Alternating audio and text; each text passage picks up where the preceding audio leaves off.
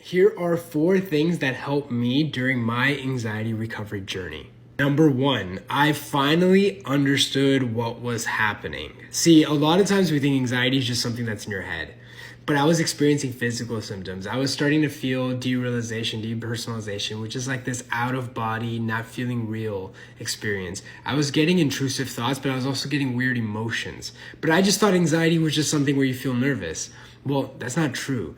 The truth is that anxiety isn't just mental. In fact, it is very physical because the main focus of anxiety is about survival. So it is mind and body. So once I understood how anxiety worked, it really helped me understand why all this was happening. No, it wasn't because of some childhood trauma. No, it wasn't because of this. It wasn't because of that. It wasn't because of some stressor. It was because, well, I was experiencing anxiety because my nervous system is what we call sensitized.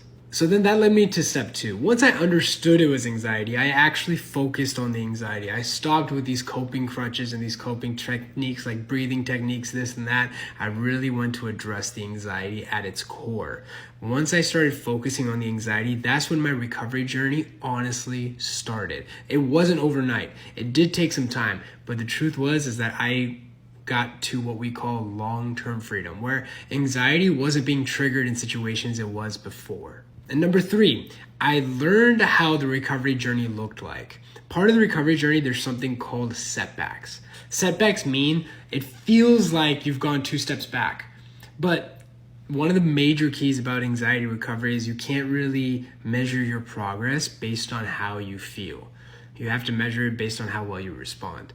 Now, this is obviously much easier said than done, but just because it's harder to do doesn't mean it's not a reason not to do it. And then the 4th thing, honestly, I found people that had gone through the exact same thing.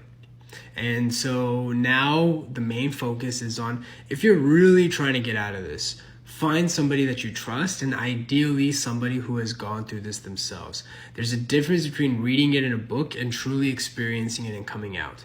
And so the biggest thing is find somebody who helps people overcome this. Whoever this is, somebody that you trust that helps you understand, who you can feel like you have faith in that person to get you out, and focus on long-term freedom. If you want to learn about how to overcome this or get some guidance on it, check the comments section. I'll point you to some free resources that you can use to start your recovery journey.